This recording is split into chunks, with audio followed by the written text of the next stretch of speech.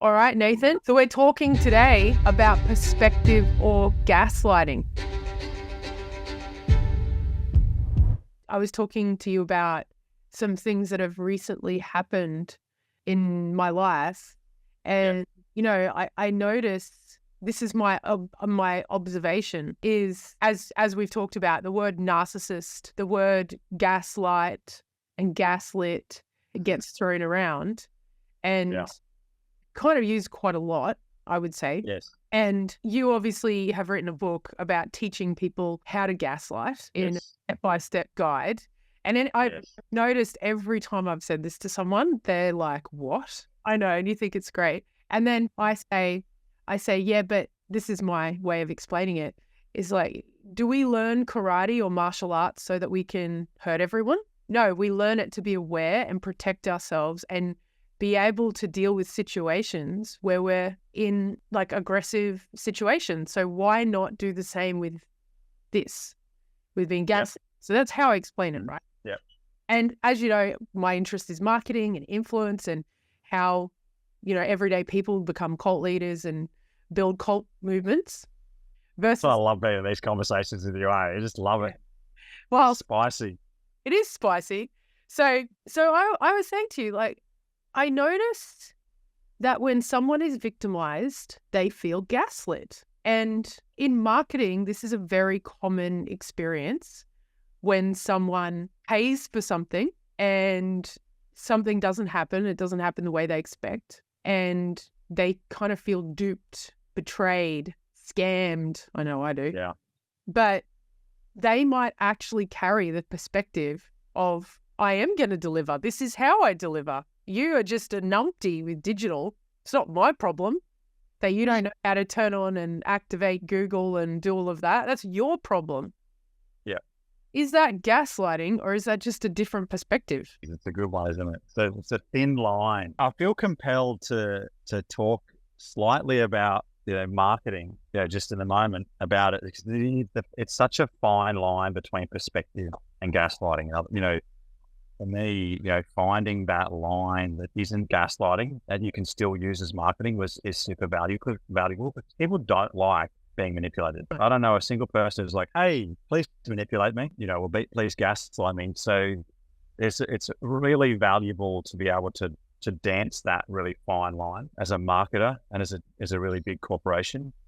To answer your question, you have to be able to stand on that line and see that some people really do believe that perspective's the truth, and any other alternative is someone gaslighting them. And they take it, narcissism, this view that our perceptions and our experience of reality is the correct one. Where people take it that when their view of the world or view of how it goes is challenged, that they don't like it. They feel gaslighted, they feel victimized. And then there's the alternative side, which is that people want to be heard. Like, just if someone really does get your perspective, there's something about us that we don't like feeling alone. Being heard and understood is really important for us. We don't generally need to be agreed with, although lots of people do like it. And there's this dance. Gaslighting is, if you get it right, is incredibly powerful. If you get it wrong, I call them amateurs. When someone has this view that they've been victimized, for example, and you don't hear it. They don't have the experience of you hearing. They have the experience of you just completely glossing over their perspective or their experience. They're trapped inside of it. And that's often the line between gaslighting and perspective. I don't know. Hopefully that landed. Does that make sense? Yeah, it did. I was just thinking, I've got, as I shared with you before I came on, I've got this situation that's very present for me where people in my life have these two very opposite views. People I love very much. And I see both of their perspectives, deeply understand their perspectives, and their perspectives have been shaped by their experience of the world. And I also see that both of them are not hearing each other. And I do find that the more dominant person, so when someone's male and a bit more aggressive, I do notice that he can be labeled very easily as a gaslighter. Like he's trying to undermine my point of view. He's trying to tell me my point of view is wrong.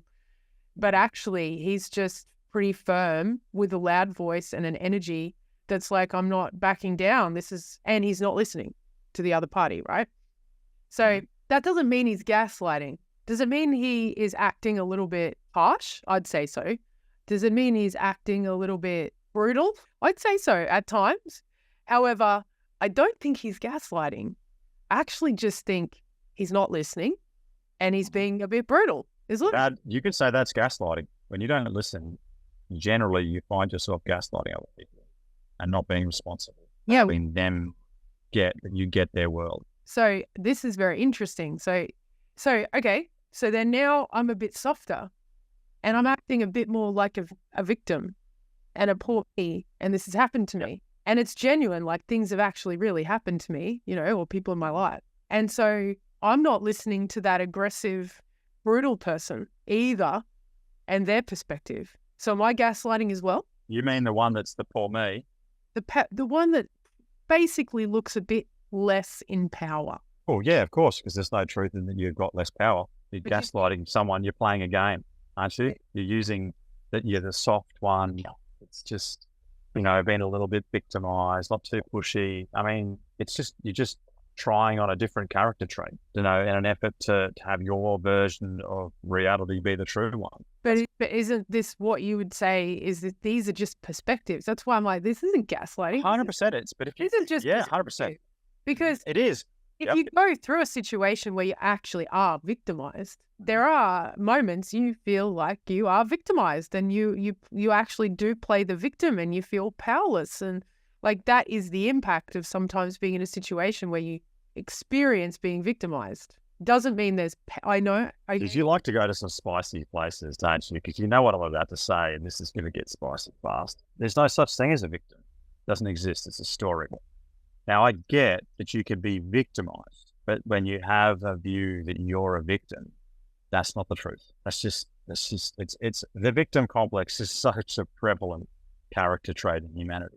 You're gaslighting yourself if you think you're a victim. You're disempowering yourself. It's that simple. So I think that what you're pointing to or what they want to point out is like, it's okay to have a perspective, but as soon as you project that that perspective onto the world, like it's the truth or onto other people, that's gaslighting. I can have a perspective, but it's not the truth. Yeah. And that's your perspective ends. I just, to me, what I see is that you are someone who is a narcissistic person or has narcissistic traits if you're more aggressive and dominant. If you're softer, you approach things like this happened to me and you cry, you're not.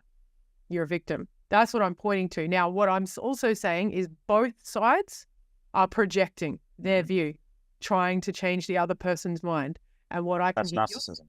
What I can hear you're saying is both of those things are gaslighting. Yeah, they're narcissism. That's you're projecting your own experience. You are that your reality is the one. Yeah. And the other person, yeah. Like that's.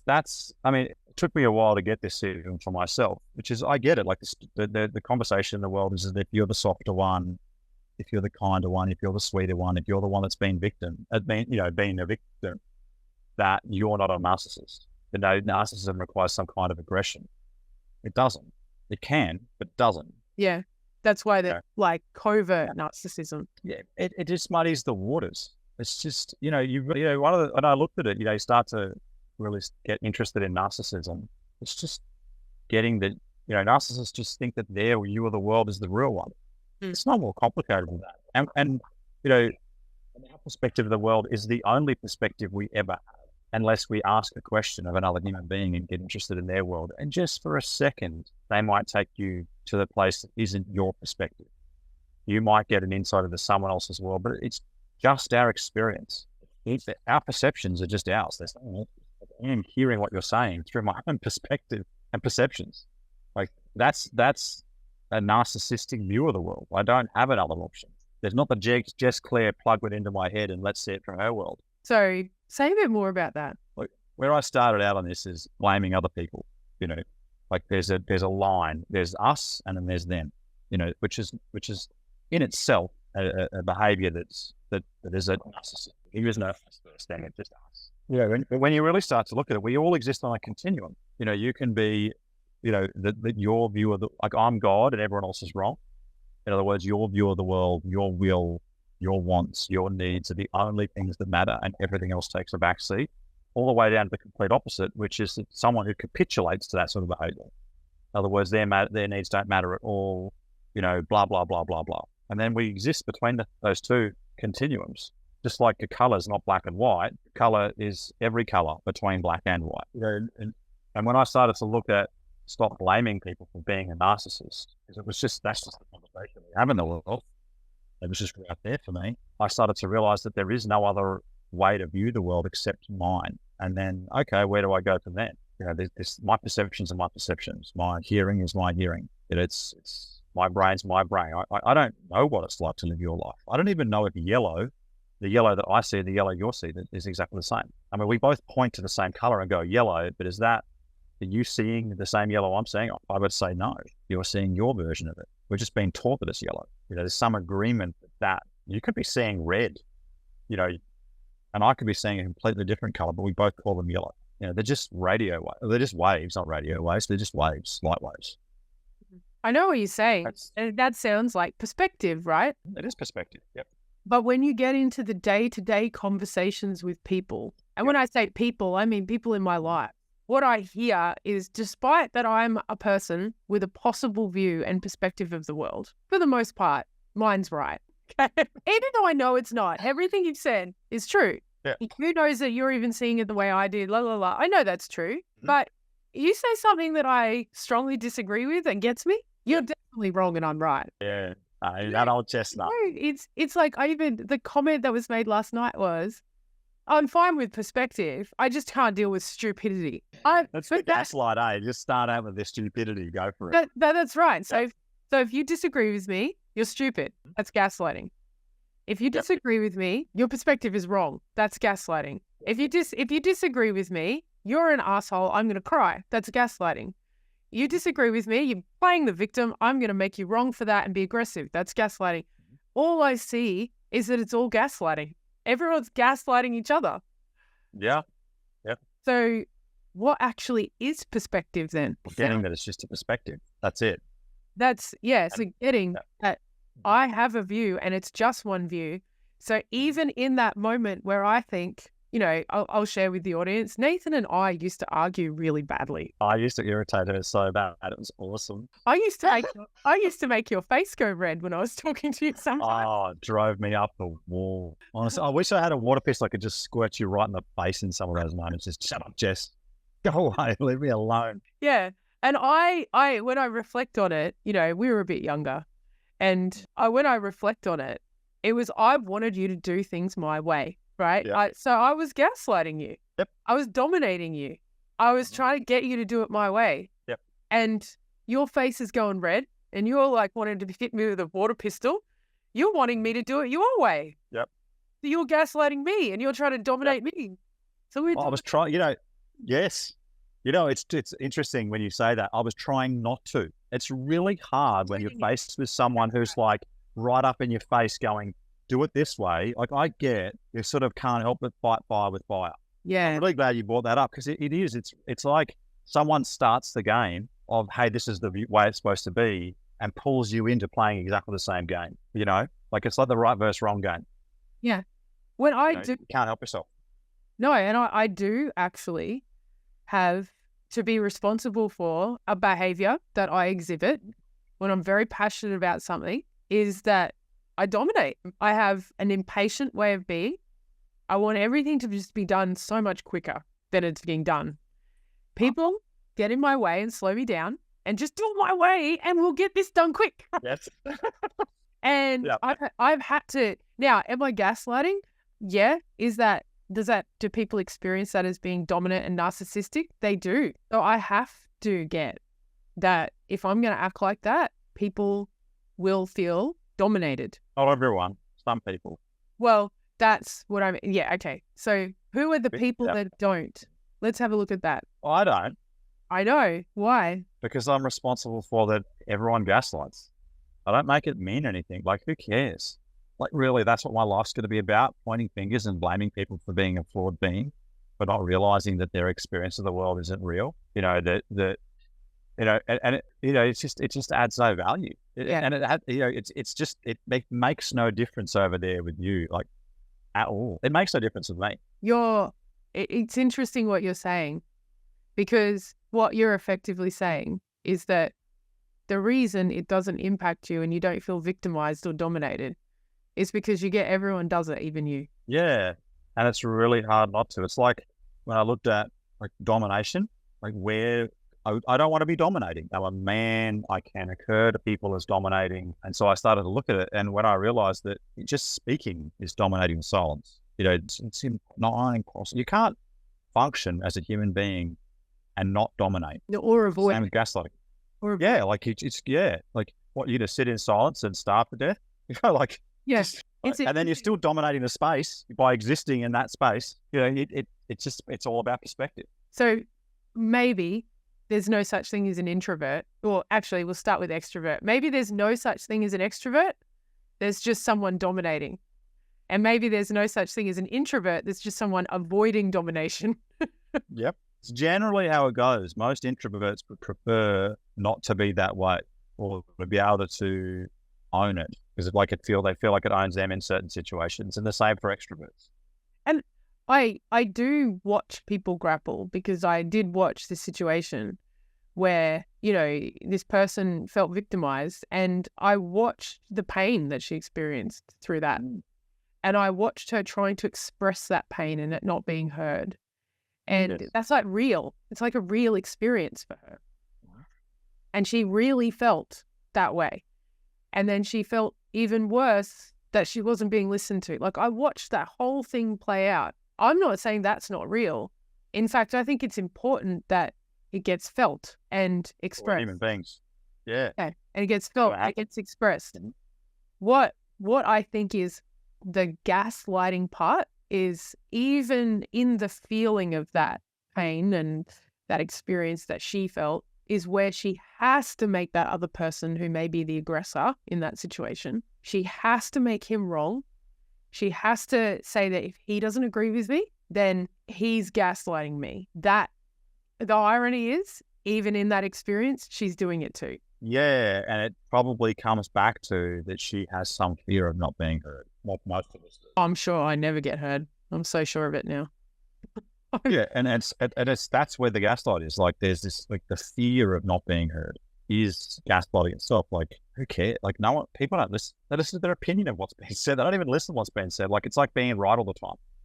People don't listen to me. Well, of course they don't. They're narcissistic. They listen to the little voice in their head chattering away like their little friend. Yeah, I notice myself get annoyed that people aren't honest about that. Like, and people like, I'm listening to you, and I'm like, you are not. I know you are not listening to me. So here I'm going to be righteous and try to undermine you to make sure you're not listening to me, even though you believe you do. Mm-hmm. So now, in my efforts to have you be honest and not gaslight me, I'm now going to gaslight you so you don't believe yourself. Mm-hmm. It's like, it's a trap. Like, you can't avoid it. Like, I spoke to my friend this morning, and she's very aware. And I was telling her, I'm like crying, going, and then this person wasn't listening to this person, and then that person wasn't listening to that person. And I was really holding this space for everyone to just, I was really, I'm making sure that everyone's being heard, and making sure no one, everyone got heard, and I wouldn't make them wrong. And she said, until you got out of the room, and then you went, fuck it, I make you all wrong. And you know what's interesting, Jess? You had the experience that you were making sure everyone was heard while they simultaneously felt that they weren't being heard. Exactly. It's fascinating where this rabbit hole goes. It's like, I look at it on a micro level in my own life and see people in my own life doing it to each other. And then I look at it at Israel and Palestine, and I'm like, that's what it looks like in a global scale. Yep. Two groups of victims victimizing each other. Saying that the other person is the victim. Yep. Saying that the other person is wrong. Saying, no resolution. How? No, it's not original. So is there even any perspective, or is there just gaslighting then? And then we're all gaslighting each other. And for the most part, people who say that they're being gaslit are probably gaslighting. What is a perspective then? I would go the other way. I'd say that, gaslighting doesn't exist before perspective. You've got perspective exists, and then there's some perspective that has you experience that someone's gaslighting. So- Perspective could be one way of saying like perception. So, the universe isn't gaslighting me because I'm seeing red. I'm just seeing red. You could say the universe is. I don't really know. I mean, who's to say that red's supposed to look that way? It just looks that way for us. Perception exists before gaslighting. Gaslighting's a story. Even people mostly have gaslighting wrong. They think that you need to be having someone feel like they're going crazy. That's not gaslighting. You've got to have made a decision about something that you believe is true that's not present to you. It's unconscious for you to believe that you're being gaslighted. You can do things like hide the pepper and salt. It's a really good basic example of what someone might call gaslighting, and say, oh, you didn't, you put them, you didn't put them on the table when you're sure you did. I mean, it's such a basic version of it, but there still has to be some decision in here inside of your mind that you did do it. Like if you are just, for want of a better word, thinking that you're being present all the time, it wouldn't make a difference to you. If you weren't afraid of getting it wrong or some version of that, then you wouldn't be concerned at the pepper and salt on the table, that you thought that you put it out and you didn't, and maybe your partner put it away for you and told you that you didn't put it on the table. You know that. You know what I mean? Yeah, I do. And gaslighting is a story. We've a collection of behaviors we've used to describe that human beings aren't responsible, that their perception is not reality, or they live inside their imagination. That's that simple. We just don't show any interest in going, hey, what's real and what isn't? And we're not even designed for that. You've actually got to train yourself for it. Yeah. Perception exists first, or perspective exists first. What you're talking about, it makes me actually describe it like this. Perception is a distinction, right? Where you're describing a series of things that create something and make something possible. Whereas gaslighting is a made up imaginary thing that we interpret and then act like it's real. That's what I'm hearing you saying. So if we talk about perception versus gaslighting, a perception is like, I'm taking this information in and I'm actually not turning it into a story. I'm just getting it. I'm getting it. It's like landing in my cells, in my brain, in my body, and I'm actually hearing someone else's perception.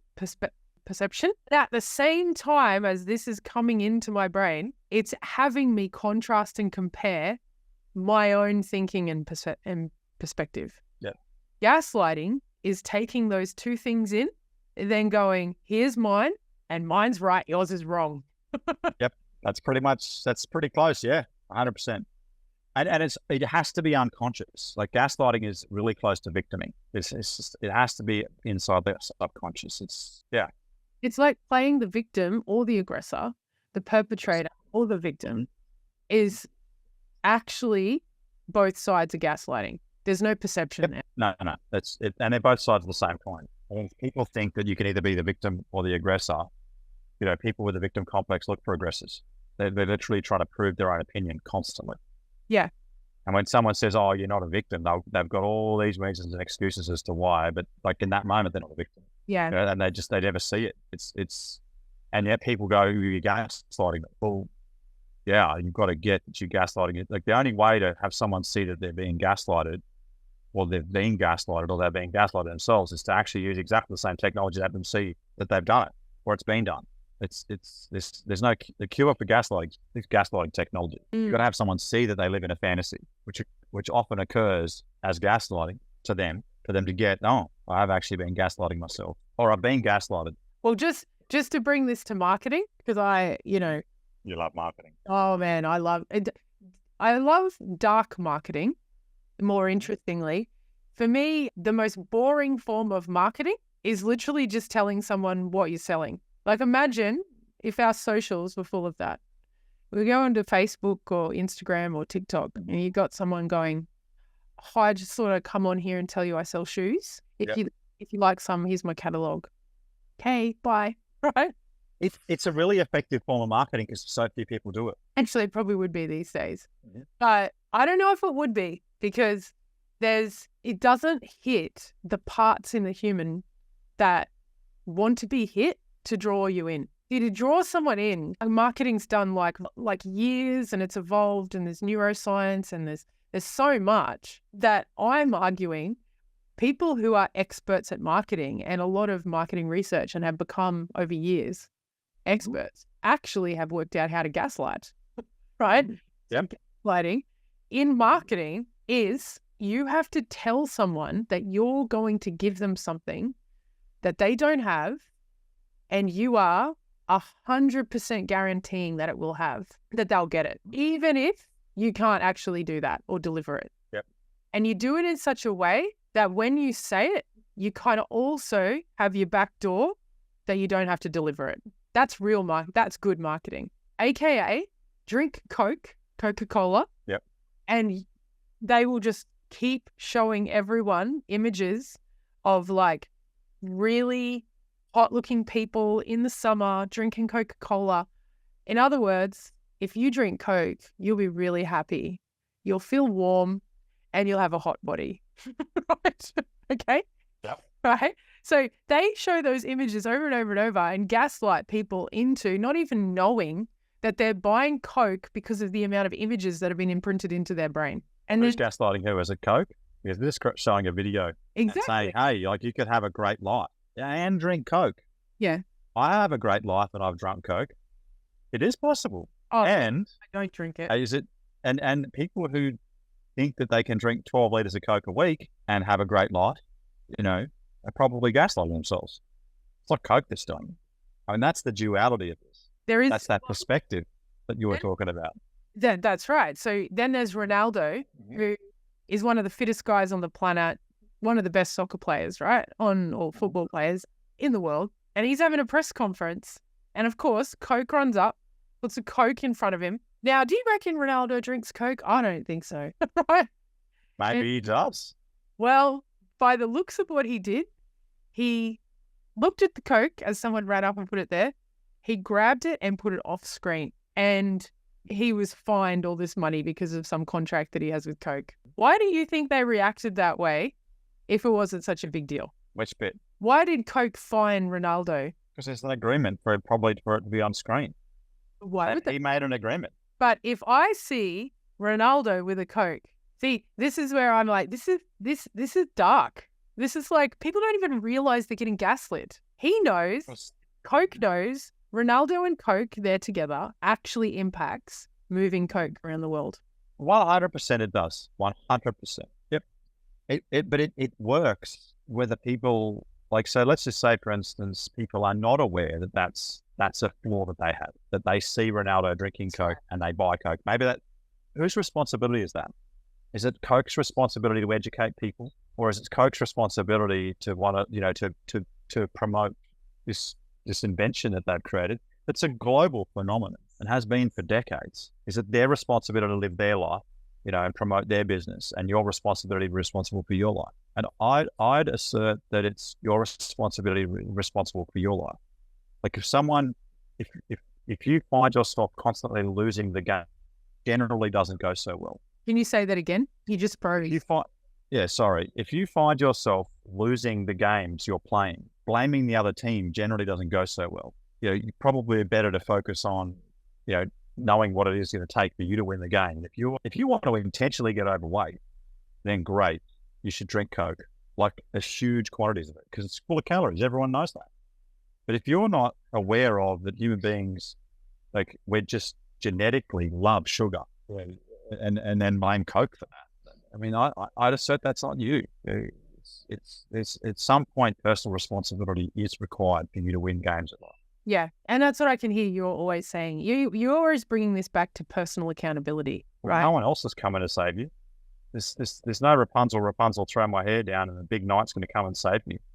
And all of a sudden you're going to be hot and sexy and a genius and a billionaire. Just never going to happen. Yeah, it's disappointing.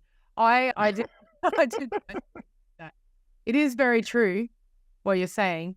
It's personal responsibility. And yet I get super duper mad at seeing certain marketing tactics being used on people, knowing people don't know what's happening. I really hate it and despise it. Why is that, Nathan? Why do I have such an anger towards those kind of marketing tactics? That's why I'm even... You've been fooled before. You've been fooled before, Jess, and you don't like that you've been fooled. I don't. It confronted your ability. You confronted your view that you're smart. You like to consider yourself smart. Is that right? Like most people. Is that your diagnosis? Well, I'll tell you what happened, because I have actually done some work on it. That was a pretty good guess then, wasn't it? Yeah, it was pretty good. I was 5 years old, do these personal development programs, and you go back and have a look at what happened. I'm 5 years old. My grandma says to me, my grandparents lived downstairs level and I lived upstairs level, and my dad's at work, so I'm playing downstairs. My grandma goes, I'm cooking here. Don't go upstairs. Okay? You just have to stay down here. And I'm like, okay. And so I go upstairs. So I go upstairs and I start playing, and there's a bit of tough love in my family. So I'm playing in the cupboard, these like pine cupboards when I'm in the 80s. And then my grandmother locks me in the cupboard, right? And I can't get out. And I have a total panic attack, like as a little kid. And I try to get it open. I see her pushing against it, really upset me. At some point I stop. I open the door. She's not there. And then I go downstairs and I see her at the grill, and she's just like shaking the peas or something. And I look up to her. I'm like a 5-year-old. I look at her, and I'm like angry. I'm like, you locked me in the cupboard. Why'd you do that? And she just smirks. She goes, I don't know what you're talking about. In that moment, I'm like, no one's ever going to fuck with me again. 5 years old. And I had to make sure I knew everything and I studied. So I became obsessed with research. Yeah. And it's still one of my strengths, but it's like obsessive to find out all the information about everyone. I'm like, crime documentaries, give them to me. I've watched every single episode of Air Crash Investigations so I could work out if I'm safe. And now I go on cruises all the time now. So now I'm like watching all the marine accidents that have happened. As a result, I do that. And then also as a result, I'm very, very dubious of anyone in marketing, even though I'm in it. Yep. I want to become, Nathan, the marketer that is honorable. Goodness, this is. It started to just started to come out of the camera. I'm the good marketer. I'm the one who makes a difference. I won't gaslight people. I'm going to be honest with integrity. And yet you don't want to say, hey, I sell this stuff, buy it on my socials. Oh no, I do. That's not gaslighting. Oh yeah. I do all that. But how do you make sure that people only buy your stuff if they get the perfect outcome, the exact outcome that they want?